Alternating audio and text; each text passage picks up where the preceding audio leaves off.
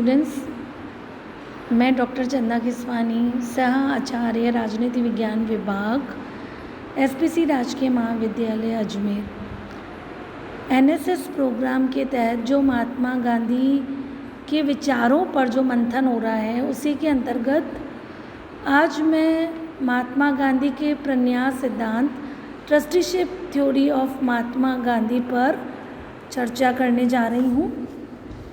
महात्मा गांधी हमारे राष्ट्रपिता, जिन्होंने कि सत्य, अहिंसा और सत्याग्रह पर अपने विचार दिए और जिनके बारे में एल्बर्ट आइंस्टीन, जो कि वैज्ञानिक हैं, जो ये कह चुके हैं कि शायद ही आने वाली पीढ़ियाँ ये विश्वास कर सकेंगी कि गांधी जैसा हार्ड मास का पुतला कभी इस धरती पर पैदा हुआ था।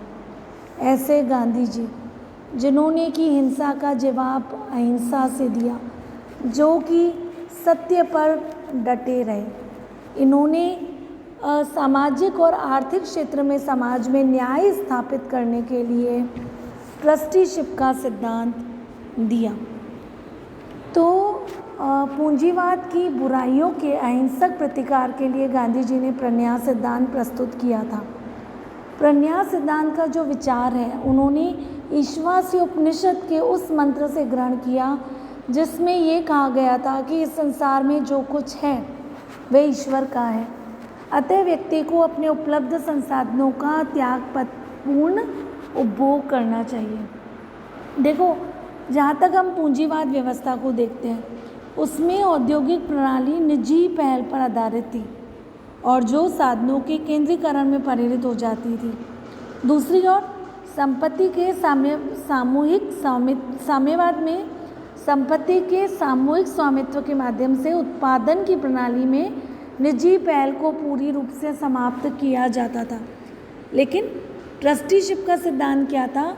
इस सिद्धांत में ये था कि जो पूंजीपति व्यक्ति हैं, उनके पास अपनी जितनी पूंजी और संपत्ति है, उस संपत्ति का आवश्यकता के अनुसार उपभोग करें और शेष संपत्ति का वो प्रयोग समाज के कल्याण के लिए करें। अतः ट्रस्टीशिप का सिद्धांत इस मूल मान्यता पर आधारित है कि व्यक्ति अपने बौद्धिक और शारीरिक श्रम के द्वारा जो उपार्जित करते हैं, उस पर उसका स्वामित्व नहीं होता, अपितु वे उसके संरक्षक या प्रन्यासी होते हैं, अर्थात ट्रस्टी होते हैं।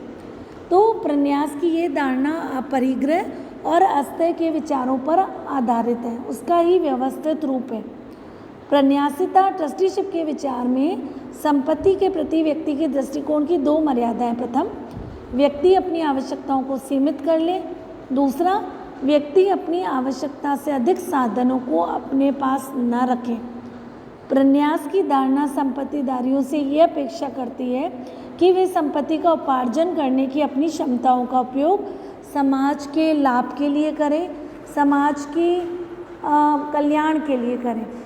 तो गांधी जी ने ये स्वीकार किया कि समानता के आदर्श व्यवस्था के नियम के रूप में स्वीकार कर लेने का ये अर्थ नहीं है कि सभी व्यक्तियों की क्षमताएं समान हैं। कुछ व्यक्तियों की क्षमताएं अन्य से अधिक है। तो पैसे के उपार्जन की व्यक्ति की क्षमता भी कुछ व्यक्तियों की अपेक्षा कुछ की अधिक है।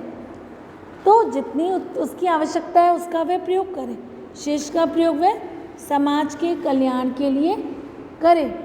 लेकिन आलोचकों ने गांधी जी के इस ट्रस्टीशिप सिद्धांत को पूंजीवाद के समर्थन का माध्यम बताया। लेकिन गांधी जी इसका विरोध करते हैं। वो कहते हैं कि मेरा ट्रस्टीशिप का सिद्धांत कोई ऐसी चीज़ नहीं है जिसे काम निकालने के लिए बनाया गया हो।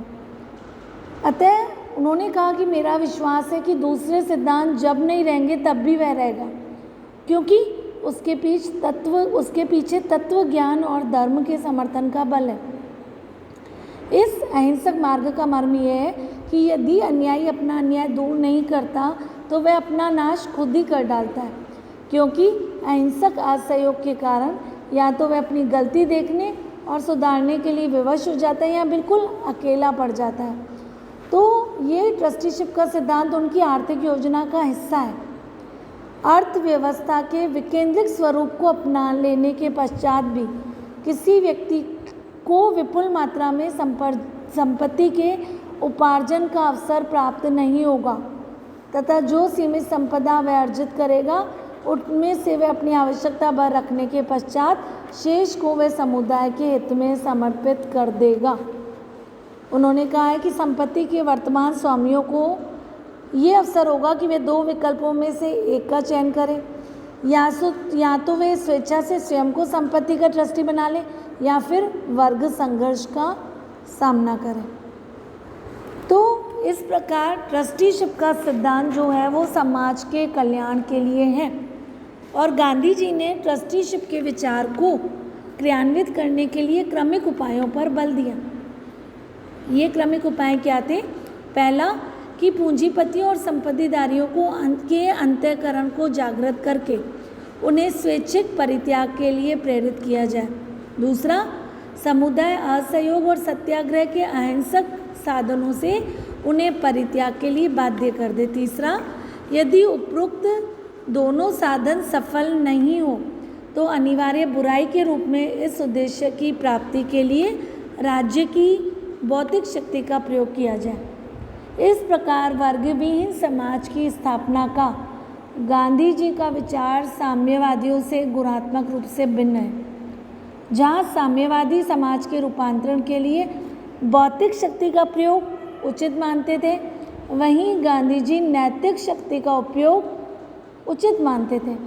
उनके अनुसार आर्थिक परिवर्तन के लिए हिंसक साधनों या राज्य की दमनकारी शक्ति का प्रयोग एक निर्दोष विकल्प नहीं है, क्योंकि हिंसा और दमन पर आधारित व्यवस्था कभी स्थायी नहीं हो सकती। इसीलिए वे राज्य के द्वारा पूंजीपतियों के संपत्ति के हरण को अंतिम विकल्प मानते थे, क्योंकि उनके मत में राज्य के द्वारा थोपी गई समानता कभी भी ना तो स्थायी होगी और ना नैतिक होगी, ना विश्वसनीय होगी। इस प्रकार वो ये कहते थे कि राज्य एक आत्माहीन यंत्र है, लेकिन व्यक्ति ऐसा नहीं है। अतः उन्होंने कहा कि मैं हमेशा प्रन्यासिता के सिद्धांत को ही वरीयता दूंगा, क्योंकि भारतीय संस्कृति में भी दान की प्रवृत्ति है और इस दान को व्यक्ति के उत्थान के लिए अनिवार्य माना गया है। और दान क्या है कि व्यक्ति के पास जितनी संपत्ति है वह इसका तो प्रयोग करे, लेकिन वे शेष संपत्ति का दान करें। अर्थात ट्रस्टीशिप का जो सिद्धांत है वह स्वैच्छिक आधार पर साधनों के समाज में न्याय सम्मत वितरण को सुनिश्चित करना चाहता है। इस ट्रस्टीशिप के विचार के माध्यम से गांधी जी पूंजीवाद की बुराइयों का समाधान करना चाहते हैं। साथ ही वे ये भी सुनिश्चित करते हैं कि पूंजीवाद की बुराइयों के समाधान की प्रक्रिया में वे बुराइयां उत्पन्न न हो जाए जो समाजवाद में विद्यमान है। अर्थात वे ट्रस्टीशिप के सिद्धांत से बुराइयों का अंत करना चाहते हैं, तो चाहे वह बुराइयां समाजवाद की हो, चाहे वह बुराइयां पूंजीपतियों की हो। तो गांधी जी ने खुद ने कहा कि संपत्ति का राज्य के हाथों में स्वामित्व अनियंत्रण निजी स्वामित्व से बेहतर हो सकता है, किंतु क्योंकि वह हिंसा पर आधारित है वह भी आपत्तिजनक है। अतः उन्होंने कहा कि ये मेरा दृढ़ विश्वास है कि यदि राज्य हिंसा के माध्यम से पूंजीवाद का दमन करेगा तो वह स्वयं हिंसा के जाल में फंस जाएगा और किसी भी समय अहिंसा का विकास नहीं हो पाएगा। अतः अहिंसा के विकास के लिए ये आवश्यक है कि ट्रस्टीशिप का सिद्धांत जो है वो मान्य है। अतः गांधी जी ये भी कहते हैं कि यदि पूंजी के द्वारा श्रम का शोषण किया जा रहा है तो इसका केवल ये कारण है कि श्रम ने अपनी अंतर्निहित शक्ति को नहीं पहचाना है। तो गांधी जी एक आदर्श व्यवस्था का प्रतिपादन करना चाहते थे, जिसका अर्थ ये था कि श्रमिक के द्वारा अपने कार्य के प्रति समर्पण होगा और पूंजीपति के द्वारा उत्पादन में हुए लाभ में से श्रमिकों को न्याय सम्मत हिस्सा मिलेगा। इस प्रकार ईमानदारी बनी रहेगी। इस प्रकार जो ट्रस्टीशिप का सिद्धांत था वो अहिंसा पर भी आधारित था और इसमें पूंजीपतियों की आत्मा का उत्थान भी हो सकेगा। धन्यवाद।